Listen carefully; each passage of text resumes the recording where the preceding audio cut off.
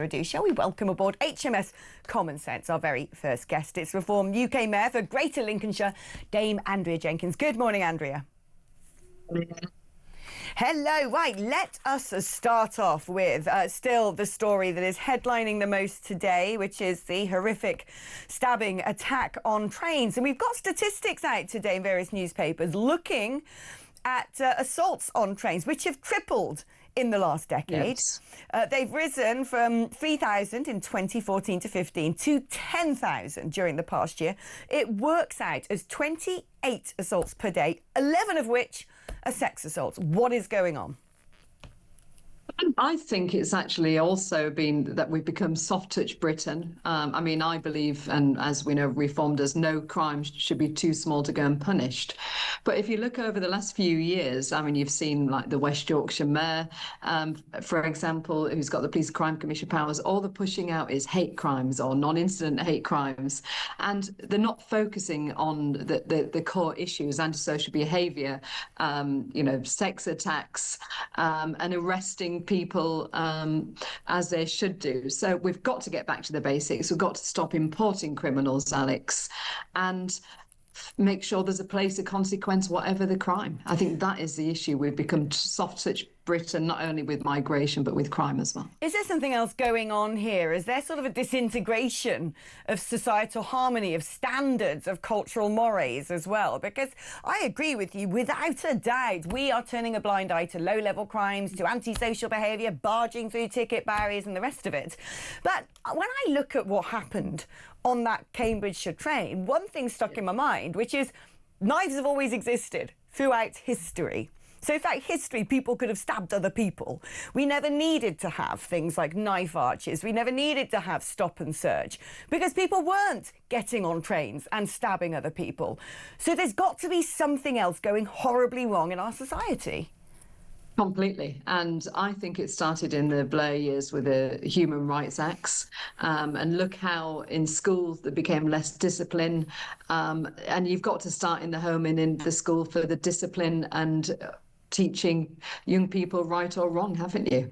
So I do believe there's been a decline for decades, unfortunately, and we have got to get back to basics. I mean, I think, unfortunately, under this Labour government, we'll have even more of nannying.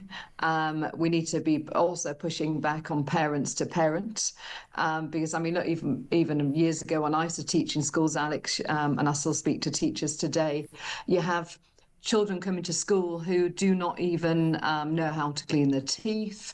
They don't know how to hold a knife and fork. They're coming in, not even dressed properly. So you've got to teach the basics, and we've got to push back at parents for this.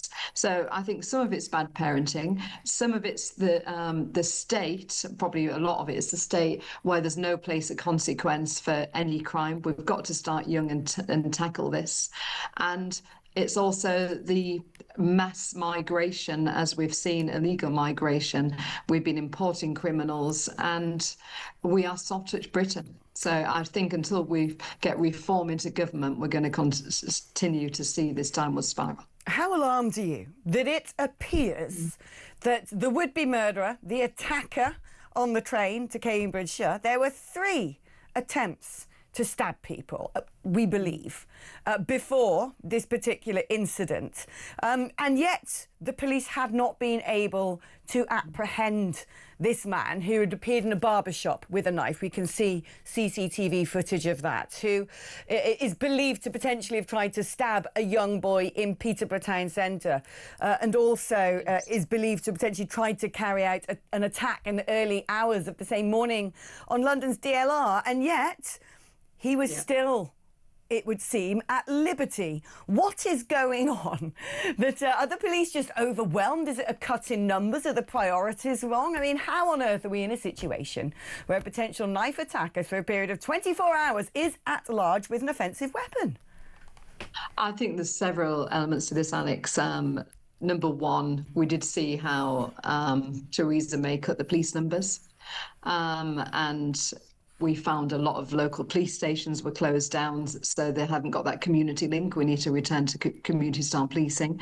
But on top of that as well, I think that there's not as much face-to-face policing. I mean, I read earlier that it said quite horrifically, when one of the shops or hairdresser something had complained about the knife incident in the barber's shop, they said to upload a video. I mean, really, some things are serious. The police should have been straight down there, shouldn't they? Like, that's chilling. That's chilling. Imagine if a knife-wielding maniac turned up at your surgery or in your office and the police say, oh, can you send us a video, please? Absolutely. So there's got to be a full investigation. I mean, it looks like, doesn't it, that there was 3 opportunities to stop this evil maniac from hurting people, but it looks like those opportunities have been missed, which is a tragedy, actually. And lessons must be learned by this, but most importantly, we've got to stop this woke policing, get people on the street. But there's also, as I said, there's police numbers. I mean, in Lincolnshire, it's been consecutive governments. I think it was under the Conservatives, it was called safe seat syndrome. They didn't invest in policing. And so when you've got an increase in population, and in Lincolnshire, in our seaside areas, we're getting an increase in population in the summer months, you don't get the extra policing. So they are struggling where that's concerned, but do away with these hate crime incidents and actually focus on real policing. That's what I'd suggest, really. Yes, I wonder as well, and my prediction would be, we're not going to get into this now, my prediction would be over coming weeks and months, we might start having to have a discussion about things like psychosis, illegal drug use, especially those that are psychosis-inducing, whether we need to talk about dangerous and provocative content online as well, from drill music to also... On that point, I mean, and emails, I mean, it's been going this way even for quite a while. It's got worse under Labour, but even under the Conservative government, as I've said before on Talk, I've had 8 death threats over the years. At one point, I had over 80 emails from a constituent who lived 1.5 miles from where I lived, telling me I need to buy a stab vest, I need to watch it. And even having to go about my child, the police did not do anything. I had to go to the Speaker and the Home Secretary at the time. And look, the Joe Public can't do that, can they? To try and get them intervene. And the guy still got let off. He said he hates Tories, he said at the time when I was a Conservative, and he was bored. And so, again, no place of consequence. No, I totally agree. I think we're going to have a national conversation about this, because there's clearly people with a lot of mental health issues who are all also looking at very provocative and dangerous content online. Let's move on now and talking about dangerous content. The BBC. I cannot believe this. I mean, I can. Part of me can believe that it would come to pass, that there are editors at the BBC who have, in their mind's eye, they feel like it's their public duty to pillory Donald Trump, to publicly crucify him. But let's look at the clip again, because doctoring actuality to this extent, and I was BBC trained, doctoring it to this extent, it just breaches every sort of moral and broadcasting code in the book. Let's watch. We're going to walk down to the Capitol, and I'll be there with you, and we fight. We fight like hell. We're going to walk down to the Capitol, and we're going to cheer on our brave senators and congressmen and women. I mean, there is a big difference between someone giving opinion, like I often do, such as the BBC should probably have a long, hard look in the mirror and question whether it should even exist, and actually what this is, which is a deliberate falsification, a deliberate fabrication of actuality. What do you think should be the consequences of this? I've been calling to defund the BBC. I was part of that original campaign years ago, Alex. It should not have taxpayer-funded money. If they want to be impartial, pay for it themselves. And you cannot have a state broadcaster, though, with such bias, but they've got away with it for too long. So really, the bar's low, they get away with it. But we've seen it I've seen it in even local media where they, and also national media, where they just clip certain bits and take things out of context, just to do headline grabbing and don't actually put the full context. This has gone on for too long. It's not actually, I don't think it's a fair type of publication, really, in broadcasting, do you? And no wonder that especially regarding the BBC, no wonder that the public, a lot are failing to pay the BBC license. I don't actually and you'd like to blame see them. it gone altogether, the licence Oh, of course fee? I would. Yeah, completely. Well, I mean, from my point of view, I've got a slightly different opinion on the BBC. We won't bother getting too much into that. I actually think that having a public broadcaster is a great asset as a nation. Lots of other countries want it, but there is something very wrong with the BBC that we need to change. I would say we have to absolutely cut into smithereens the licence fee, but hold the BBC far more accountable, and no taxation without representation. But looking at accountability, I think that, I mean, if Donald Trump decides to bring a suit against the BBC, given that this content on BBC World is probably also broadcast in America, there would be grounds for this to happen. And in the United Kingdom, there are caps on how much you can get from a defamation case. In America, no such thing when it comes to damages. But my problem with this is if he does go after the BBC, it will be the likes of anybody who owns a television set and wishes to use it to watch any programming live, that they will have to pay. I actually personally believe that the editors and the directors of this content should be held personally liable. Yes. They should be sacked, and when that defamation case comes, they should be the ones to have to scrimp and save and pay their way out of this. Yeah, I completely agree, because it'd be the taxpayers footing the bill otherwise, wouldn't it? Which is wrong. They didn't call for this. Yeah, there's got to be some accountability, but you've also got to, the person at the top who's allowed this culture to carry on. I mean, I refuse to do Newsnight anymore after it was like 4 against 1.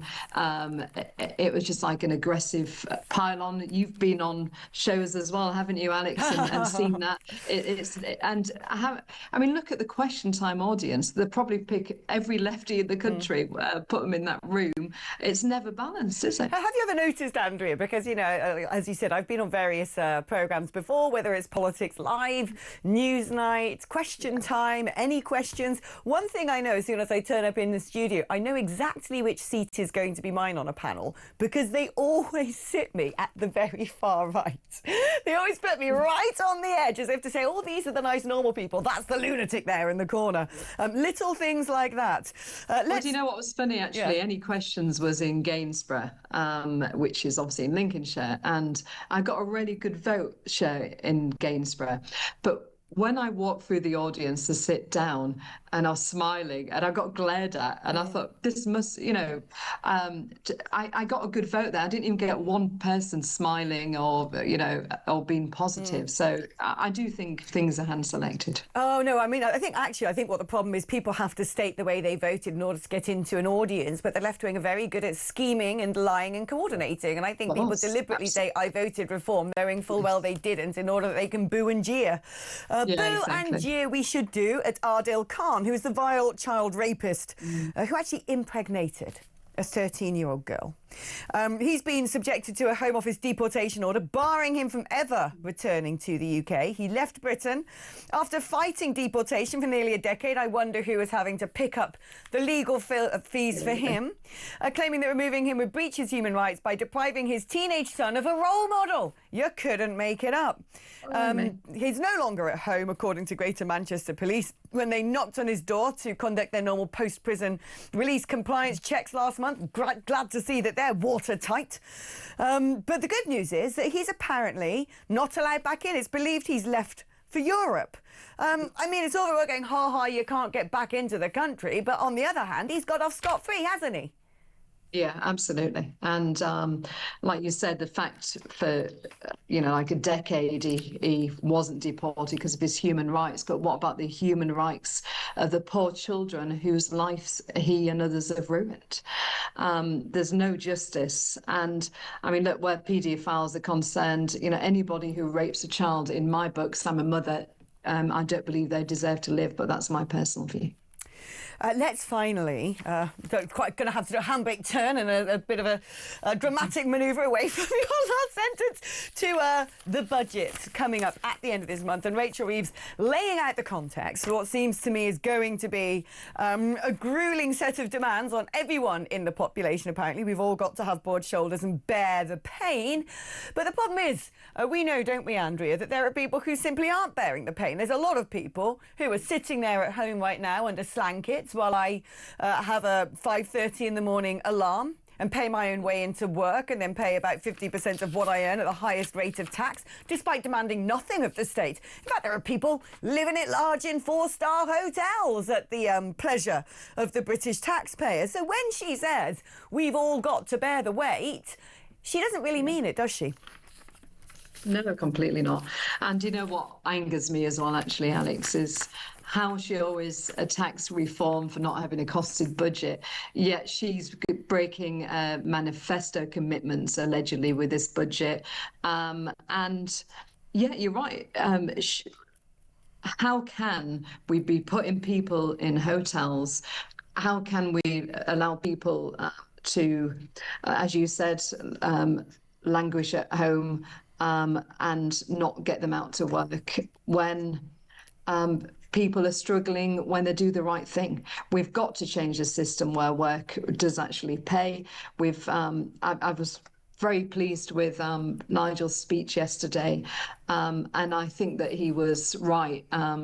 We are potentially heading into an early election, because let's face it, all the doom mongering and bad decisions of the Labour government and Reeves, it's going to become a self-fulfilling prophecy with them, isn't it? Well, I think they are losing going to be market confidence. Right. They've not been able to get their sort of original cuts to welfare through Parliament. I think she's going to struggle, and that is where even the IMF have said she's got to make significant changes. The public sector pay rises and the cost of putting people in hotels, etc., the money they spent, the billions they spent on net zero. Look how they are all across in Brazil at the moment, lauding it up on taxpayers' money. Oh, I know. Apparently to save the climate. Now, before I let you go, Andrea, and I've got to do that fairly soonish, I would be remiss if I didn't challenge you over something. You're talking about Labour breaking manifesto commitments if they go on to increase income tax in the budget at the end of the month. Is the fact that Reform UK are putting up council tax when they committed themselves to conducting Doge across any councils that they took charge of, is that breaking a manifesto commitment? Because whether it's not explicitly doing so, it's certainly let down your voters. Look, I mean, nobody wants to raise council tax. Of course they don't. I mean, I have not put in a mayoral precept on, like a lot of mayors are. I'm trying to make sure we spend money wisely. But as Richard Tice said earlier, Reform didn't promise to not raise council tax. They promised to actually make sure that the money works for the public, that they save money. I mean, look, what I'm finding in Lincolnshire, we are not getting any money in the funding rounds. I mean, I just lay out, I'm not responsible for council tax. That's the county councils, not myself. So I have no say on this. But in the funding rounds, even the transport rounds, Lincolnshire is getting nothing. We are the poor relation yet again. So no doubt in the councils across the country, which are not Labour controlled, hard decisions will have to be made, unfortunately. Thank you ever so much, Dame Andrea Jenkyns, who, of course, is the Reform UK Mayor for Greater Lincolnshire. Right, we're going to take a